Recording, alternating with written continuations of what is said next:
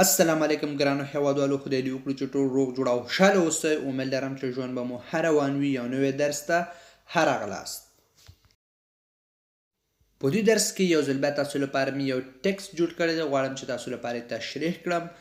د یو متن یا د ټکسټ لوستلو، اورېدلو، یادولو فایده دا ده: ستاسو اورېدل، لیکل، لوستل، خبرې کول ټول ښه کېږي. راځئ چې اوس درس شروع کړو. دغه ټکسټ یا متن دوه ځلې په فرانسوي ژبه کې همداسې تاسو لپاره لولم او دریم ځلې په پښتو ژبه کې تاسو لپاره ترجمه کوم. راځئ چې اوس درس شروع کړو. Je voudrais vous parler d'un livre que j'ai beaucoup aimé. C'est un roman qui n'est pas très connu. C'est l'histoire d'un homme qui cherche ses racines. Il retourne dans la ville où il a vécu et où il a ses premiers souvenirs d'école. Il rencontre alors des gens qui ont connu ses parents. Ces gens qu'il ne reconnaît pas l'aident à retrouver son passé. Il continue sa recherche jusqu'au moment où il rencontre une femme qui était finalement sa sœur. Je voudrais vous parler d'un livre que j'ai beaucoup aimé. C'est un roman qui n'est pas très connu. C'est l'histoire d'un homme qui cherche ses racines. Il retourne dans la ville où il a vécu et où il a ses premiers souvenirs d'école. Il rencontre alors des gens qui ont connu ses parents. Ces gens qu'il ne reconnaît pas l'aident à retrouver son passé. Il continue sa recherche jusqu'au moment où il rencontre une femme qui était finalement sa sœur. Je voudrais vous parler d'un livre. زه غواړم چې تاسو لپاره د یو کتاب خبرې وکړم.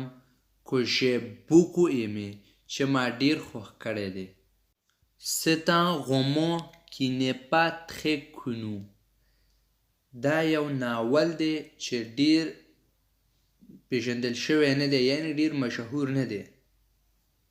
C'est l'histoire d'un homme، دا د یو سړي کیسه ده. qui cherche ses racines، یعنی څوک چې خپل ریښې لټوي. یعنی دا کس چې دی خپل ریښې لټوي چې دا څوک دی، د کوم ځای دی، یعنی د دې کورنۍ چا پورې تړاو لري. Il retourne dans la ville، هغه بیرته ښار ته ځي. où il a vécu، یعنی چیرته چې دا اوسېدلی دی، یعنی هغه ښار ته بیرته ځي چیرته چې دا مخکې اوسېدلی دی. et où il a ses premiers souvenirs d'école، او چیرته چې یعنی کوم ښار کې چې د دې د مکتب لومړنۍ خاطرات یا لومړنۍ یادونه دي.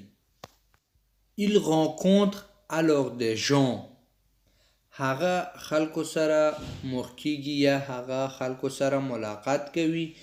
qui ont connu ses parents، یعنی هغه خلک د ده والدین پیژني. Ces gens qu'il ne reconnaît pas، یعنی هغه خلک، یعنی دا سړی هغه خلک په رسمیت نه پیژني. l'aide à retrouver son passé، یعنی چې د دې د تیرو په پیدا کولو کې یا د دې د تیرې په موندلو کې ورسره کومک کوي.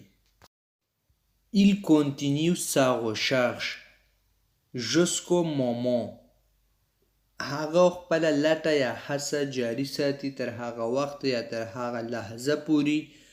où il rencontre une femme، یعنی چې دا یو ښځې سره مخامخ کېږي یا دا یو ښځې سره ملاقات کوي.